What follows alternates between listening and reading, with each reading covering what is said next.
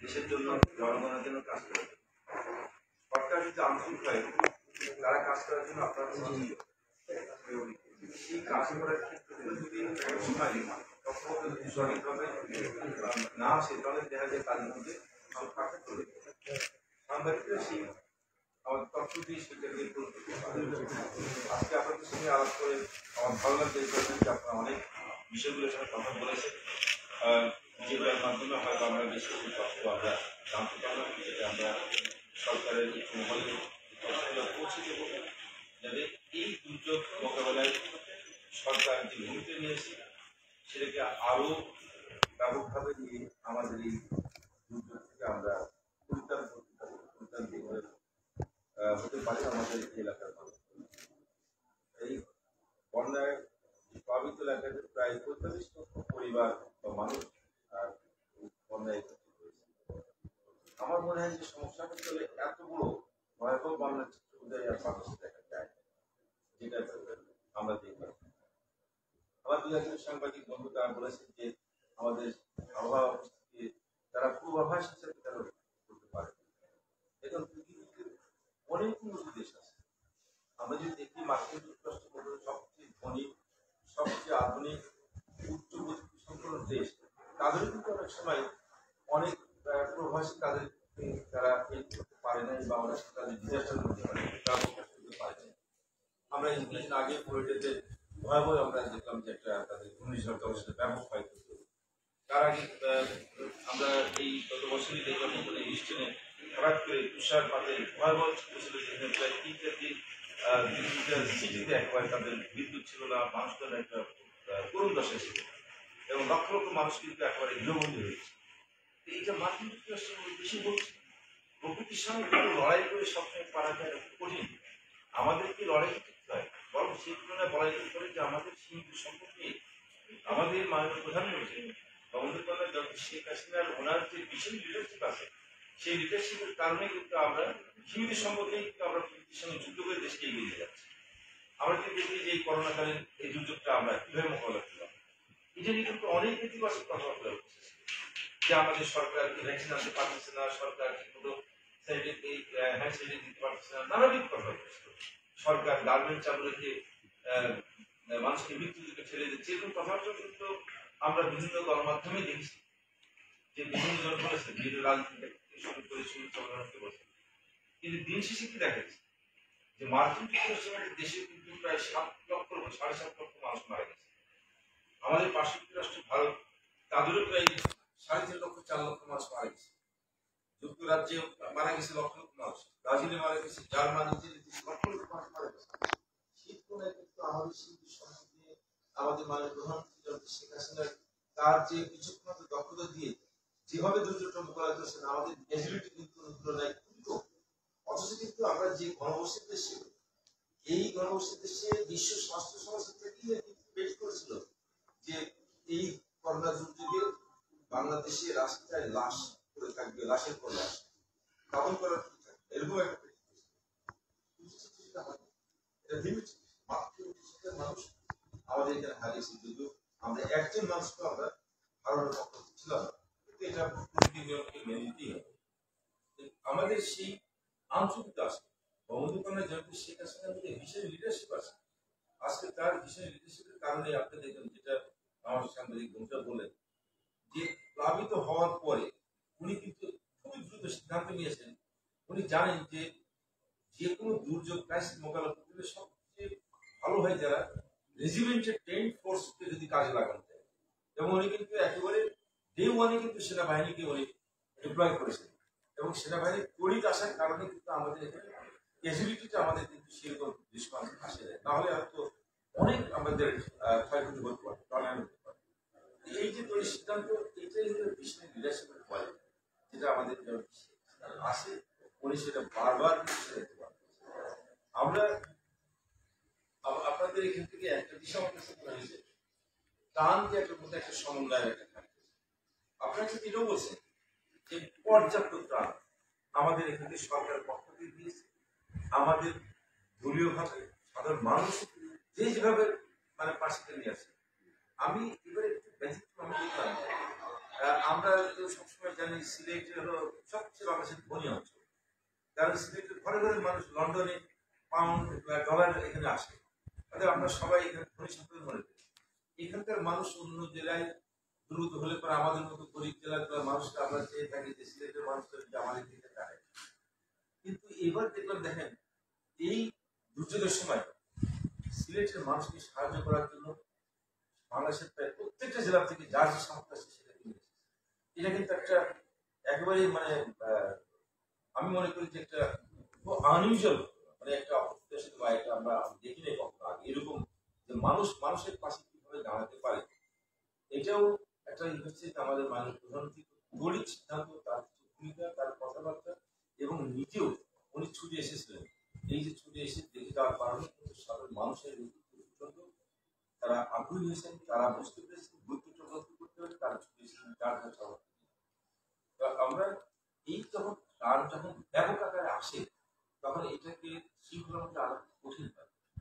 একটা চ্যানেল কিন্তু আসছে, সরকার সরকার চ্যানেলদের টানা আছে, সেটার একটা সরকারের যে একটা পদ্ধতি আছে, সেই পদ্ধতির সৃষ্টি করেছে টান। আমি রাজনৈতিকভাবে আমার দলীয় নেতা কর্মী যখন দিচ্ছি, তারা যখন দেখে যে অনেকগুলো এখানে তাদের পছন্দের একটা ব্যাপার থাকে, যে কোন এলাকাগুলো বেশি ক্ষতিগ্রস্ত বা কোন এলাকায় তার হয়তো পরিচিত মানুষ আছে, এরকম দিক অনেকে দেখে। আবার অনেকে যারা বাইরে থেকে নিয়ে আসছে আমরা বিভিন্ন জেলা থেকে, তারা হয়তো আগে আসার আগেই শুনে নেয় যে কি সুনামগঞ্জের বিরাইশাল্লা বা সাদত ওখানে ক্ষতিগ্রস্ত হয়েছে, প্রচুর গাড়িতে। এখন রাস্তা দেখা যায় যাওয়ার পথে আপনি যেটা বললেন যে অনেকে রাস্তার উপরেই কিন্তু অনেকে সেটা নিয়ে আসে, সেটা তো ওর মাথার হিসেব নেই, কারণ ওর নির্দিষ্ট গন্তব্য দেওয়া হয়েছে, হয়তো সে দিলেই বা সাল্লা, ও সাল্লাতেই যাবে, রাস্তায় কে আসে থাকে এটা তো জানার কথা না। এভাবে প্রাণ আসছে। আমি যদি দেখছি আমার অতীতে যেটা অভিজ্ঞতা দেখেছি, আমরা বহু দুর্যোগের সময় ত্রাণ কার্য নিয়ে আমরা কাজ করেছি। আমরা এর আগে এই যে যত ঘূর্ণিঝড় এসেছে আপনার আমাদের এই সরকার আমলেই যদি আমরা দেখি যে আমরা আয়লা, সিজর, আমফান, ফনি, এগুলো আমরা দেখছি। এইগুলোতে আমি সরাসরি খেয়াল করে দেখছি আমাদের দেশের মানুষের একটা সমস্যা আছে, যে ত্রাণ যে পায় একাধিকবার পেলেও সে আর মানে তার মন ভরে না, সে আরো পেতে চায়, আরো পেতে চায়। এমনই দেখা গেছে যে আমি আইলার সময় আমি দেখছিলাম দক্ষিণাঞ্চলের ত্রাণ একজনের ত্রাণ সে এই 10 কেজি চাল দিতে পরে সে দেখা গেছে যে 20 মণ চাল সে বিক্রি করতে পারছে, মানে তার কি পরিমাণ মজুদ হয়েছে, যে বিক্রি করছে সে 20 মণ, তার মানে এটা তার সারপ্লাস। এইটা আমাদের সমস্যা আসে, সেটা দিয়ে দূর করা খুব কঠিন। আমি এমন দেখেছি যে ঘরের ত্রাণ আসে নিয়ে গেছে, পরে জিজ্ঞেস করলো আপনার কাছে করে নাম এইটা ডিফিকাল্ট এটাকে ফেস করা। আমাদের চেষ্টা আছে যে প্ল্যানটাকে সময় করে দেওয়ার। আপনাদের যে পরামর্শ দিলেন আমি এটা আমাদের প্রশাসনকে বলবো, তারা চেষ্টা করবে দলের সঙ্গে বা আরো সাধারণ যারা সিভিল সোসাইটির মানুষরা আছে, বিভিন্ন সংস্থা আছে, তাদের সঙ্গে আরো কোঅর্ডিনেট করে তারা সমন্বিত ভাবে যদি প্ল্যানটাকে আরো সুন্দরভাবে যদি বর্ণনা করতে পারে, সেটা আমি আপনাদের পরামর্শ জানাবো। তবে এটাও আপনাদের মাথায় রাখতে হবে যে প্রথম দিকে আমাদের যে দুর্যোগের ধাক্কাটা এসেছিল, তখন আমাদের তো এমন একটা ছিল যার যেটা আছে সেটাকে আগে জনগণের পাশে দাঁড়ায়, কে কতটুকু কে পেলো আর কি পেলো না তখন আর দেখার সুযোগ ছিল না। সমন্বয় করার সময় কিন্তু এখন আসছে, তখন তো আমাদের একদম প্রায় সিস্টেমকে আমরা ওভারকাম করতে, আমরা এখন প্রশাসনে এটা পদক্ষেপ দিয়েছে। আমি নিজেও খোঁজ নিয়েছি, ত্রাণ কিন্তু পর্যাপ্ত আছে, যে পরিমাণ ত্রাণ আসছে আপনাদের এই গোটা এলাকার মানুষকে খুব আরামে কিন্তু 2-4 মাস তারা বসে খাওয়ার মতো আসে, সেই ত্রাণ কিন্তু এখানে আসে, দেওয়া হয়েছে এবং এখনো আছে। তা আমি এসে করি ত্রাণ নিয়ে কোনো সমস্যা হবে না, আমাদের সমন্বয়টাই শুধু এখন এখানে একটা পরিণত করা। আপনাদের একটা বিষয় নিয়ে এখানে কথা আসছে, যেটা আমি মনে করি যে আমাদের দেশে যারা প্রান্তিক চাষি বা ছোট ছোট আমাদের যারা মানুষ আছে, ঋণ এনজিও থেকে ঋণ নিয়ে যারা ছোটখাটো কাজ করে এই টাকা শোধ করে, আমাদের সে আবার ফিরিয়ে দিতে হবে মাইক্রো ক্রেডিটের পুরস্কারদের, তারা এমন সিস্টেম চালু করে দিয়েছে যে গ্রামের গরিব মানুষ একবার যদি একটা ঋণ নেয়, এই ঋণের ব্যালেন্স থেকে তার ব্যক্তিগত সারা জীবন আনতে পারবে। আমি মনে করি যে এই দুর্যোগের এই সময় অন্তত ঋণের নানুর এই সুদটা যাতে না নেয় এবং কিস্তির টাকা আপাতত যদি 6 মাস বন্ধ থাকে এ ব্যাপারে আমি আমার মাননীয় প্রধানমন্ত্রীকে বলবো সংশ্লিষ্ট মন্ত্রী যাতে এটা বন্ধ রাখে। এটাই হওয়া উচিত। এটা আমি আমার নিজের এলাকায় যখন এর আগে একবার ঘূর্ণিঝড়ে ক্ষতিগ্রস্ত হয়েছিল আমি ওখানে পরিষ্কার ভাবে এনজিওকে বলে দিয়েছিলাম যে এখানে আগামী 6 মাসের মধ্যে নেওয়া যাবে এবং আমি সেটা দিতে দিই। তো আমি আশা করি যে এই সিলেটের প্রাণগঞ্জে যে ভয়াবহ এটা প্লাবিত হয়েছে এটা মানবিক কারণে এনজিওদের উচিত তাদেরও বিবেকের কারণে মানবিক কারণে তাদের কিস্তির টাকাটা এখন বন্ধ রাখা এবং সুদের টাকাটা এটা থেকে মৌকুফ করা। আমি এটা আপনাদের পক্ষ থেকে বলবো। আরেকটা হচ্ছে যে সরকারি ক্ষয়ক্ষতির পরিমাণ কমিয়ে দেখা। আমি জানি না যে সরকারি লোক পরিস্থিতি দেয় সামনে আমি কথা বলতে চাই না, তবে আমার মনে চিন্তা করলে আসলে লাভ করি বরং আমরা শুনি অনেক সময় ক্ষতি যদি কাছে বেশি দেখাতে পারে তাদের লাভ কেন ক্ষয়ক্ষতি কম দেখাবে তাদের লাভ তাদের লস। এটা আমার মনে হয় যে হয়তো আপনাদের প্রেডিকশনটা ভুল হতে পারে। ক্ষয়ক্ষতি কম দেখে তো তাদের লাভ হয়। থানায় মামলা কম দেখে পুলিশে তাদের জন্য একটু চায়। এই ক্ষেত্রে প্রশাসনিক কর্মকর্তা এখন ক্ষতি কম দেখেন তাদের বন্ধ কমে আসবে। আর একটা গুরুত্বপূর্ণ যে বিষয়টা আমার কাছে মনে হচ্ছে যে বৃহত্তর সিলেটের এই সমস্যাটা যেটা এবার আসে আগামীতে যে এইভাবে বন্যা কমিটি আবার হবে না সেটার জন্য স্থায়ী কোনো ব্যবস্থার কথা আমি এটা আমি আবার করি কারণ এটার সঙ্গে অনেকগুলো ফ্যাক্টর আছে যেটা আমার সম্পর্ক করে আছে এবং আমাদের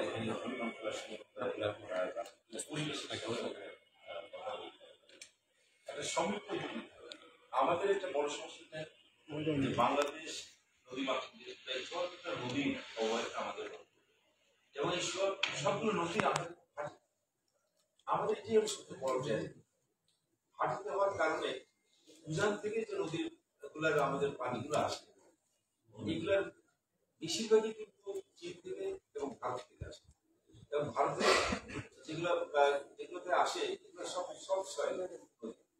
যার ফলে মানে পানি যখন আসে তখন এগুলোতে পলি আসে প্রচুর আমাদের সিলেটের এই 44 নদী রিজিং করে সিচুয়েশন থেকে মুক্ত রাখা চ্যালেঞ্জিং ইতিপূর্বে আগে কখনো সরকার নেয়নি কিন্তু আমাদের বর্তমান প্রধানমন্ত্রী উনি কিন্তু এই নদীর অস্বাভাবিক গুরুত্ব দিয়েছেন এবং আপনারা দেখেছেন যে উনি কিন্তু বারবার বলেছেন যে এই নদীগুলোকে আমাদের খনন করে নদীর পানির প্রবাহকে আমাদের সচল রাখতে হবে। কারণ নদীর যদি আমাদের গতিপথ এবং পানির প্রবাহ ঠিক রাখতে পারি তাহলে কিন্তু দেশকে বন্যা থেকে আমরা রক্ষা করতে পারবো।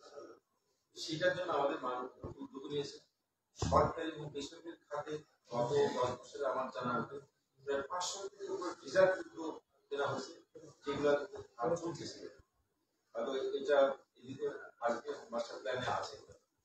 তবে স্থায়ীভাবে আমাদের ভাবতে হবে যে এই আসাম বা এদিকে ভারতের অংশ যে পাহাড়ি ঢলে এসে আমাদের যে প্লাবিত করে এটার কি ব্যবস্থা করা যায় এটা হয়তো যারা পানি দিয়ে সেগুলো আসে তাদের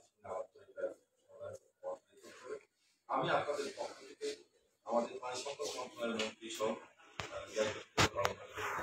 তাদেরকে অবহিত করবো তারা অবশ্যই ব্যাপারে হয়তো চেষ্টা করবে কোন একটা ওয়ার্ক বের করা আরেকটা আমার সাংবাদিক বলেছেন যে আমাদের এই বন্যাতে বহু মৎস্য চাষী ছিল বড় যাদের বাসবাসের মধ্যে যে সংসার চলতে জীবন চলতে এই বন্যাতে তাদের কুয়াশা হওয়ার কারণে তাদের অনেকেই মাসে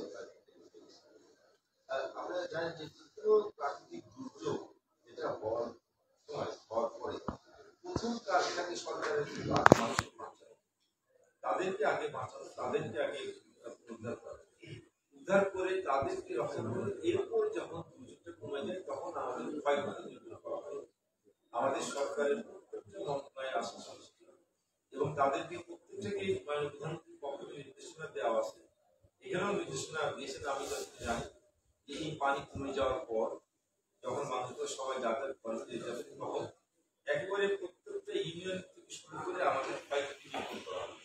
এই ক্ষয়ক্ষতির মধ্যে একটা আছে যে আপনার ঘর বাড়ি, যাদের কাঁচা ঘর, তাদের ঘর বসে গেছে বা ঘর চালানো হয়ে গেছে, তাদের ফসলের ক্ষতি হয়েছে, যার পুকুর ছিল যে পুকুরের হয়তো মাছের দিকে গেছে, এইগুলো কিন্তু সবগুলোই আমাদের ক্ষয়ক্ষতিগুলো নির্মূল করা হবে। নির্মূল করার পর তারপরে সরকার তার প্রয়োজনীয় পদক্ষেপ কতগুলো নিতে পারবে সমর্থন সেগুলো পরে সিদ্ধান্ত আমাদের চেষ্টা থাকবে যারা এই ক্ষয়ক্ষতি তাদের ক্ষয়ক্ষতি তাদেরকে যাতে আবার পুনর্বাসন করার জন্য সরকারের পক্ষ থেকে যথেষ্ট সহায়তা করা যায় সেটার ব্যাপারে আমাদের শুভেচ্ছা থাকবে। আমার মনে হয় যে আপনাদের বিষয়গুলো নিয়ে আলোচনা হয়েছে। সব শেষে আমি একটা বলতে চাই যে আপনাদের মতো আসলে আমি খুশি এই কারণে আমাদের দেশের সাথে দেখা যায় যে সাংবাদিক এবং রাজনীতির কথা বলে কিছু নেতিবাচক ব্যাপারটা আসে। তা আমরা কিন্তু সবসময় কিন্তু নেতিবাচকটা সমাজ বা রাষ্ট্রের জন্য কখনো ভালো ইতিবাচকটা আমাদের গ্লাসে অর্ধেক পানি আসে, এখন বলে অর্ধেক খালি গ্লাস না অর্ধেক পানি ভরা গ্লাস, আমরা একটু ভরা গ্লাসটা হিসেবে দেখতে চাই। এটা যদি আমরা সবাই যদি ইতিবাচক হিসেবে উদযাপন করি তাহলে কিন্তু আমাদের দেশ এই সীমিত সম্পদ নিয়ে দেশ কিন্তু আমরা অনেক দূরে নিতে পারবো। যে বাংলাদেশকে নিয়ে এক সময় এটা তো যারা আপনারা সিনিয়র সাংবাদিক তারা জানেন এই মানুষকে নিয়ে অনেক নেতিবাচক প্রচার ছিল, তলাবিহীন ঝুড়ি, ব্যর্থ রাষ্ট্র, নানান ধরনের কথা ছিল এবং বাংলাদেশ কখন ঘুরে দাঁড়াতে পারবে এইটাই তো কোনো প্রতিষ্ঠা করে নাই। সেই মানুষ কিন্তু ঘুরে দাঁড়িয়েছে আমাদের কারণ হচ্ছে আমাদের মিশনের লিডারশিপের কারণে। আজকে বঙ্গবন্ধু কন্যা শেখ হাসিনার মধ্যে সেই মিশনের লিডারশিপ কোয়ালিটি ছিল বলেই কিন্তু আজকে বাংলাদেশ ঘুরে দাঁড়িয়েছে। আঞ্চলিক পরিমণ্ডলে আজকে বাংলাদেশকে একটা মর্যাদার জায়গায় নিয়েছে। গত 25 তারিখে আমাদের পদ্মা সেতু হয়েছে, যে পদ্মা সেতুটা আমাদের এটা সক্ষমতার প্রতীক, এটা কিন্তু শুধু সে এটা আমাদের সততা দৃঢ়তার প্রতীক, আমাদের সক্ষমতার প্রতীক। আজকে এক পদ্মা সেতু হওয়ার কারণে বিদেশি যারা বিনিয়োগকারীরা আছে তাদের মধ্যে একটা আস্থা এসেছে, সৃষ্টি হয়েছে যে না বাংলাদেশে সেখানে কোনো বিনিয়োগ করা যেতে পারে, কারণ তাদের সেই সক্ষমতা আছে যে এই ধরনের কর্মকাণ্ড করা যায়। এইটা এই ধরনের কর্মকাণ্ডের মাধ্যমে দেশকে এগিয়ে নিয়ে আমাদের আমি আশা করি আমরা সেই এগিয়ে যাওয়ার পথে সাংবাদিক সহ সকলে ইতিবাচকভাবে এগিয়ে আসবে, তাহলে কিন্তু আমরা সব সমাধান করি।